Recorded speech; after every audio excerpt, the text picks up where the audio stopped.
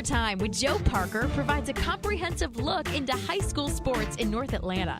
Tune in each week for prep sports headlines and in-depth discussions with local players and coaches.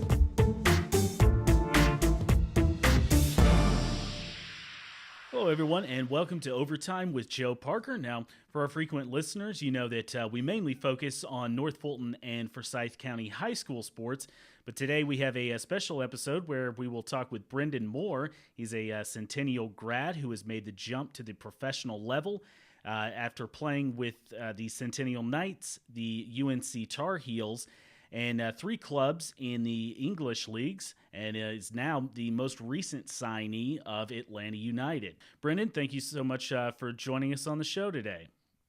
Well, I appreciate that, and thank you so much for having me on. If you could just kind of describe what it means for you to now be with the Atlanta United program. Yeah, it's very special, especially since it's my hometown, so being able to come back and join an MLS club that's had this success this soon and, such an incredible fan base and to be home, you can't ask for anything more. So I'm super excited to get started and, hopefully be able to perform. Mm-hmm. And I know you were playing, overseas. When did you make that return, and what has been going on for you in the meantime with, I guess, starting training with the club?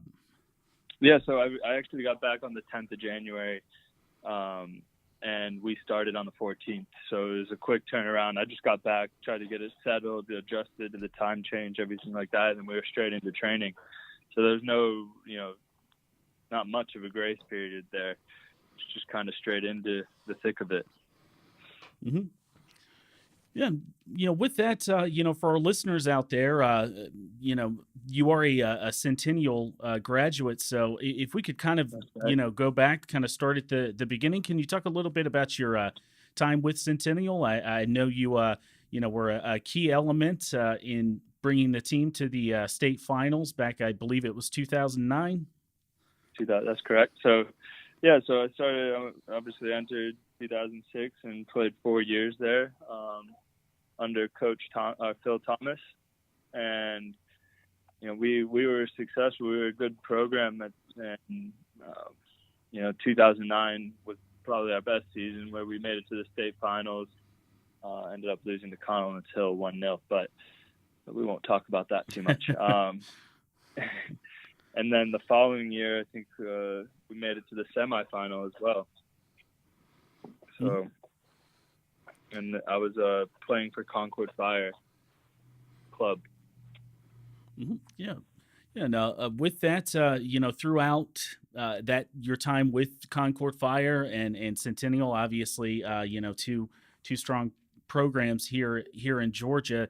Do you really feel that was kind of key to setting the foundation for you going on to play collegiately and then at the professional level? Oh, 100%. The youth soccer has come a long way, and they took a lot of strides while I was in my teenage years to kind of get national exposure for collegiate programs, one being like the U.S. Academy. And then so I did that with Concord Fire, and I traveled really nationwide. And then to be able to play in the high school level and, have a lot of success there definitely helped. And to go to Carolina was, an amazing experience. Yeah, and that brings us to obviously after Centennial, you go on to play with UNC. Have a successful run with the Tar Heels. Can you describe a bit about those years and playing for that program? Yeah, the program was amazing from day one. You go in preseason, and then they really help you adjust to being able to not only perform in school, but be able to perform on the field, and they give you all the necessary facilities, time management skills, and our program was, an elite program, still is. So it was a very professional environment, and I think that definitely helped me prepare to transition to the professional game. And, we were training every day. And even in the spring season, we had a spring season as well. So having, playing for 9 months or so really helped transition to the professional game. Mm-hmm. And you talk about the, kind of professionality of that North Carolina program. Can you kind of describe the timeline? I think it was it quickly after graduation that you went over to play with some English teams? Yeah, so I redshirted in my freshman year, and then took an extra year or extra 6 months and finished off my collegiate career. So I graduated December of 2014 and was in England January 2015. So it was a very quick turnover. I went on trial with a few teams in England, and by the end of January, I had been signed by a team in England. Mm-hmm. And what was that like for you to, be able to say that now I've made it to the professional ranks? Yeah, I mean, it was what I always wanted, right? Growing up as a kid, you always look to, play professionally, make, what you do or what you love to do a living out of it. And I was able to achieve that. So it was a very, proud moment for me. And I was really excited to get started in England because, growing up, you always watch the Premier League and, all the soccer really comes out of Europe. And to go over there and kind of see where I stood was, really exciting and a good experience for me. Mm-hmm. And now, along kind of those same lines, you touched on, watching the Premier League growing up. When you first arrived in England and first started, getting used to the English system, what differences could you see from, playing Georgia high school soccer and collegiate soccer with North Carolina versus the, I guess, the English system? Where did you see some similarities and where maybe was the game played a little bit differently?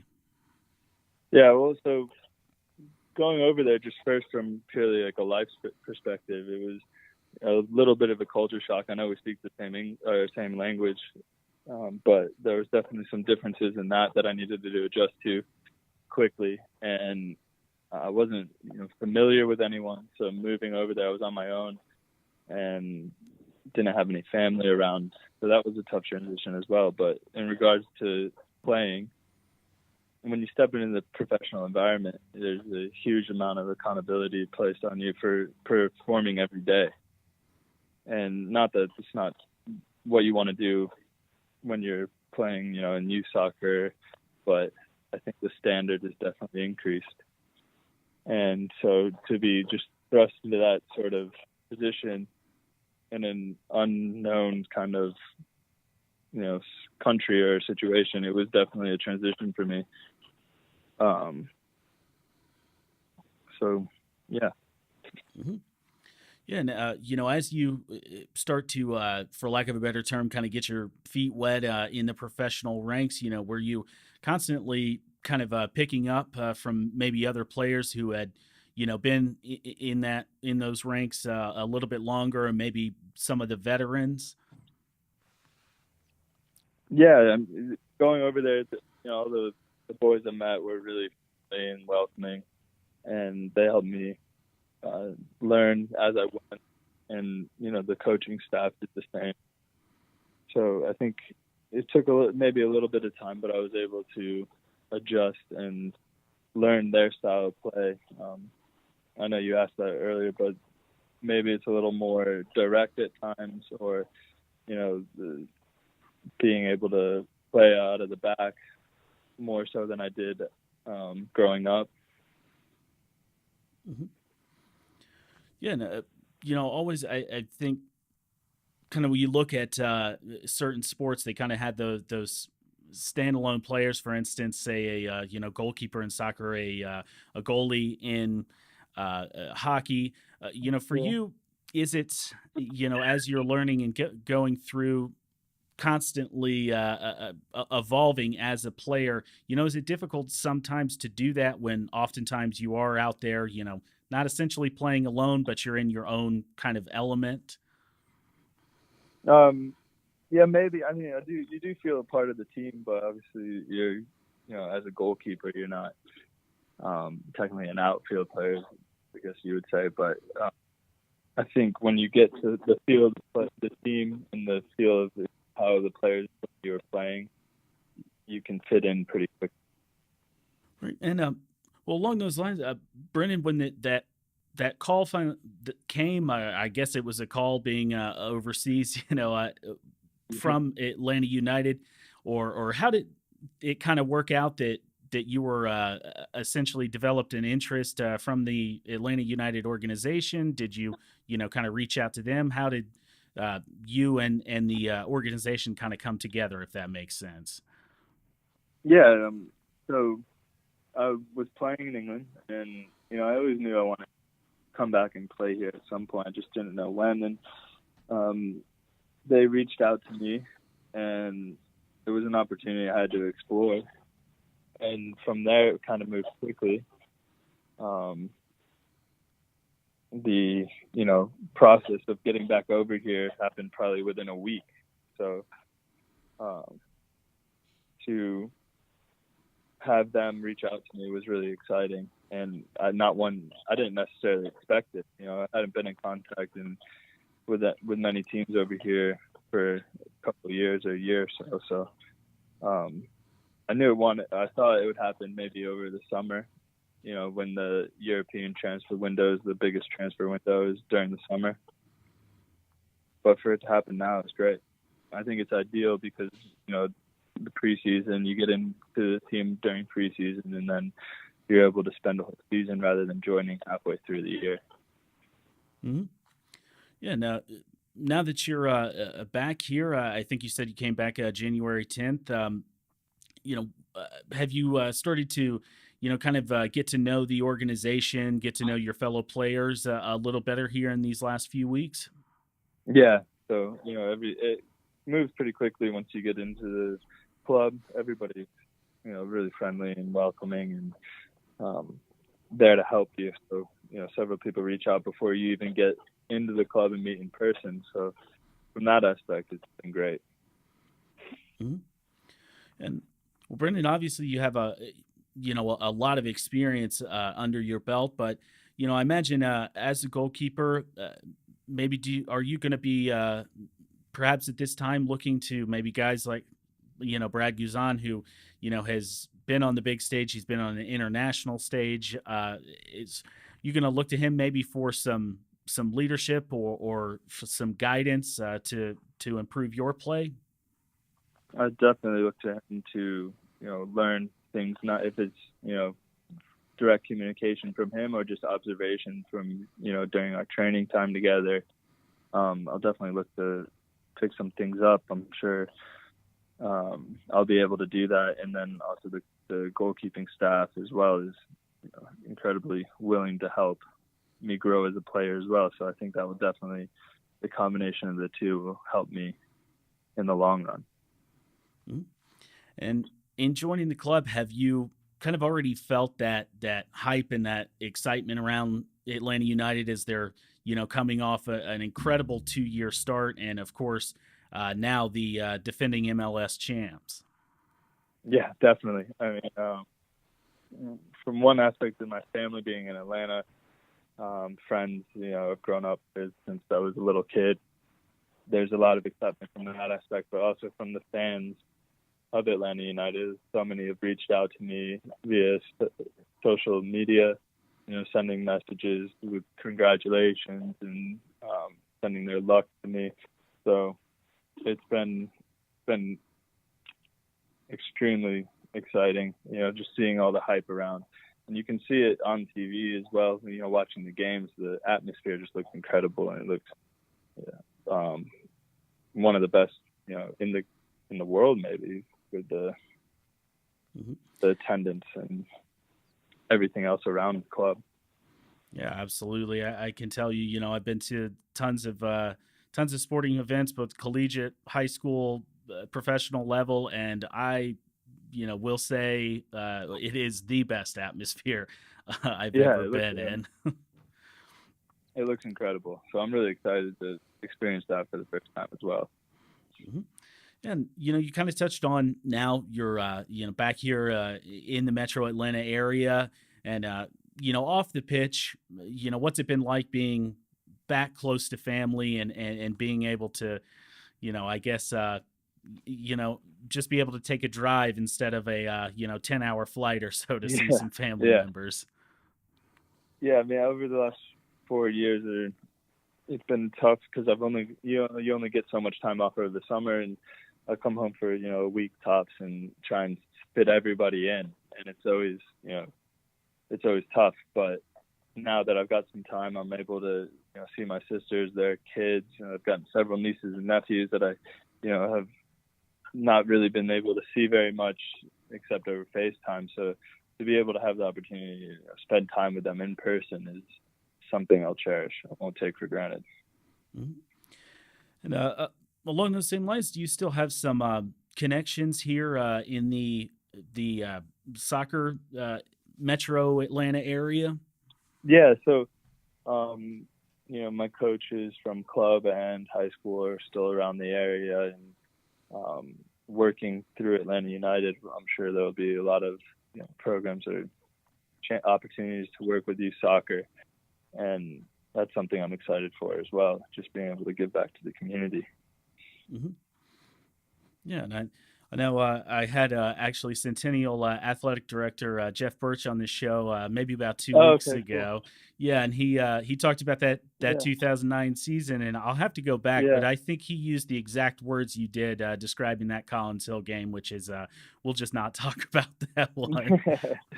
Yeah, I still remember Malcolm Miller scored against me. So yeah, fellow Concord boy as well. Oh yeah, yeah. So was that tough? Had you guys played against each other, or I guess together before?